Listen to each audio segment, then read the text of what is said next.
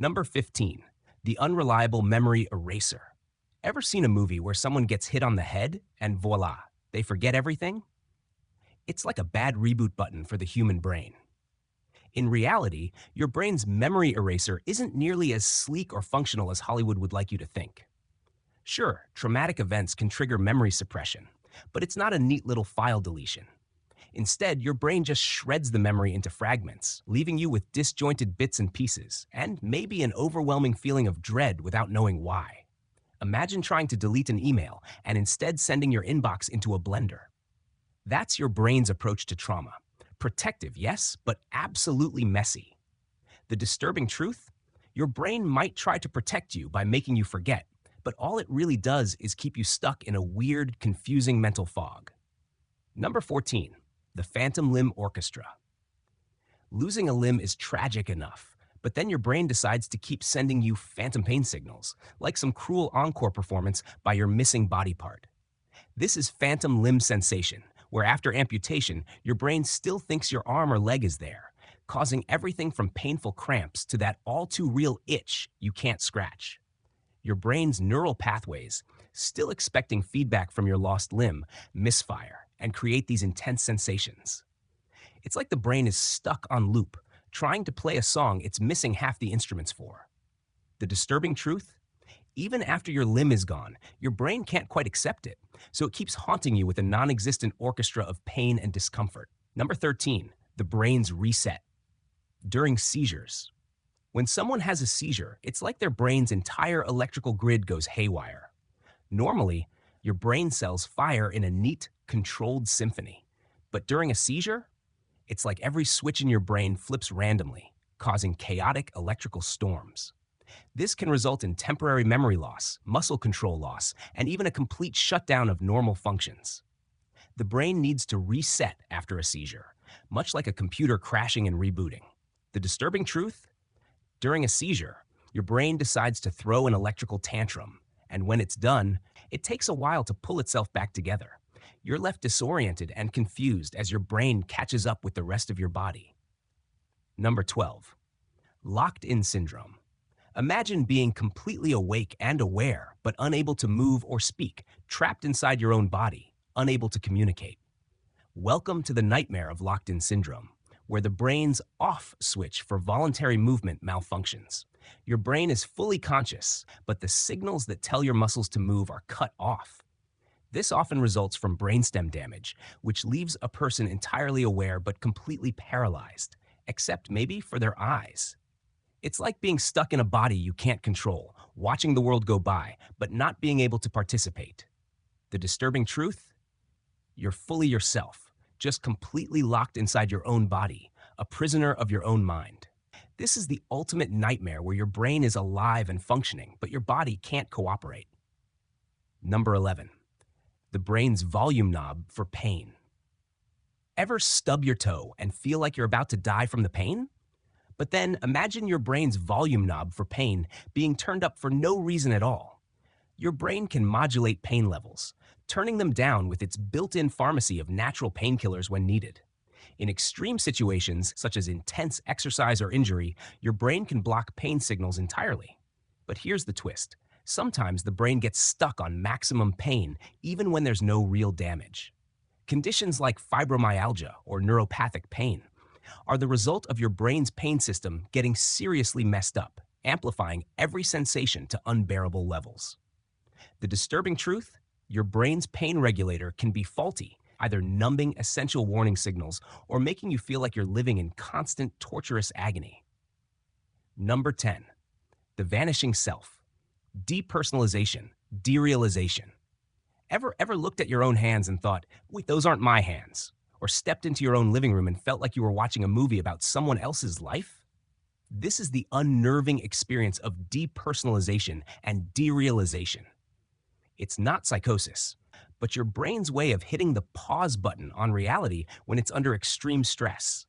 You know what's real, but you just don't feel it. It's like your mind is putting distance between you and the world, trying to protect you from overwhelming emotions. The disturbing truth? When your brain decides to protect you by disconnecting from reality, it makes everything feel unreal, like you're a spectator in your own life. Number 9, the brain's volume knob for reality, psychosis. Imagine your brain's reality volume knob breaking, and suddenly you're no longer living in the same world everyone else is. Psychosis is a condition where your brain's perception of reality becomes dangerously warped. It can involve hallucinations, seeing or hearing things that aren't there, or delusions, holding firm beliefs that defy logic. Your brain's communication system goes haywire, and instead of interpreting reality like everyone else, you're hearing whispers, seeing shadows, or believing that the TV is sending you secret messages. The disturbing truth? Your brain becomes the ultimate trickster, creating an alternate reality that only you can see, and leaving you utterly disconnected from the world you once knew. It's like having your internal GPS malfunction, and suddenly you're lost in a world that isn't real. Number 8, the unconscious decisions, free will illusion. You pick up a coffee mug, you make a sarcastic remark, you choose to wear those ridiculous socks. But what if I told you your brain made that decision before you even consciously thought about it?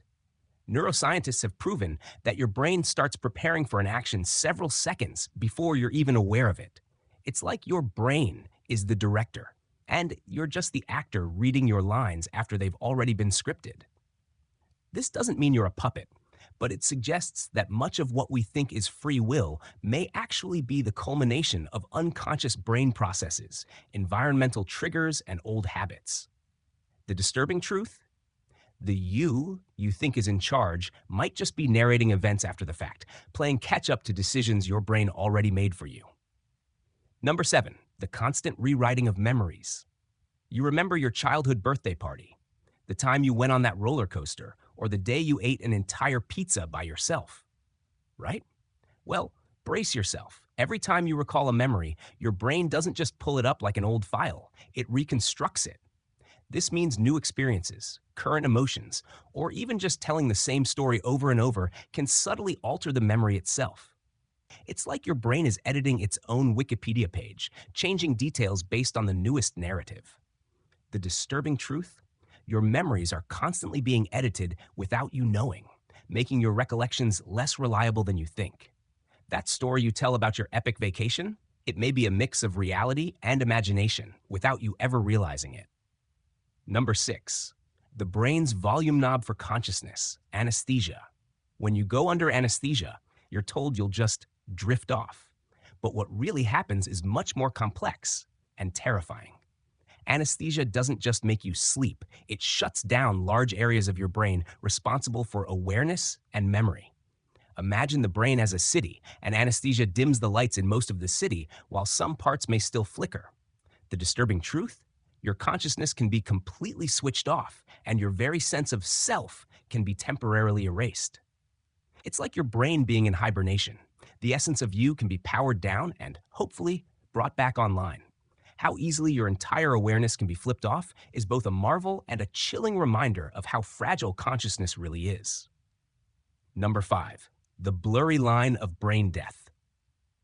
When does a person stop being alive in the way we understand it?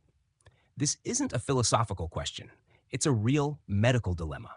Brain death is when the entire brain, including the brainstem, ceases all function. Sure, the heart might still beat thanks to machines, but the brain, the center of consciousness, is gone. The disturbing truth? Once brain death occurs, there's no coming back. No amount of hope or medical intervention can restart the mind. The reality that consciousness, memory, and personality are so tied to the brain's activity is unsettling. When the off switch is hit, it's permanent, and there's no undo button. Number 4, the unseen worlds. What if your senses didn't stay in their own lanes? Some people experience synesthesia, where stimulation of one sense triggers an involuntary perception in another. Imagine hearing music and seeing colors, or tasting words when you speak. It's like your brain's sensory switches got mixed up, leading to a vibrant and often beautiful blending of experiences. The disturbing truth? The way you experience reality isn't universal. Your brain's sensory processing system could be wired to perceive the world in a way completely different from the next person. So what you see as normal might be a mind-bending symphony of sensations for someone else. Reality is not as fixed as you think. It's just what your brain decides to show you. Number 3, The unlearning mechanism, synaptic pruning. Ever think your brain keeps getting bigger and more connected with every bit of knowledge? Think again. While your brain may seem like it's endlessly storing information, it also actively prunes neural connections it deems unnecessary. This process, called synaptic pruning, is like a gardener cutting back overgrown branches, removing weak or redundant connections. The disturbing truth? Your brain is constantly unlearning things, eliminating parts of its network that aren't needed. Every time you forget something or lose a skill, your brain might be physically cutting it out, reshaping your mind in a ruthless quest for efficiency. It's not just about adding knowledge, it's about subtracting old, unnecessary connections. The price of progress is a little bit of loss. Number 2, the perpetual loop, obsessive compulsive disorder. Imagine your brain's off switch for a thought or behavior gets stuck, creating an inescapable loop. This is the essence of obsessive compulsive disorder, OCD, where you're overwhelmed by repetitive, intrusive thoughts, obsessions, that create unbearable anxiety, leading to compulsive actions you feel forced to perform to ease that anxiety. You might know logically that washing your hands 50 times won't change anything, but your brain won't let go. The disturbing truth? The brain's error detection system goes haywire, and you get trapped in a loop that constantly replays, leaving you unable to stop the compulsive behaviors. Your brain becomes a relentless machine, locking you into a cycle of anxiety and ritual with no easy escape. Number 1, the ultimate override, the coma state. We've talked about parts of your brain's off switch, but what about all of it? The coma state is the ultimate override where your brain simply turns itself off for an extended period. Unlike sleep or a brain death diagnosis, a coma is a state of profound unconsciousness where the person is unresponsive, unaware of their surroundings, and unable to wake. The disturbing truth? Your brain, the very thing that makes you you, can shut itself down, leaving you in a state where you are suspended between life and death. You might survive the coma, but who you were and who you become could be entirely altered. The you that existed before the coma may never fully return, making the whole experience a horrifying gamble between consciousness and oblivion.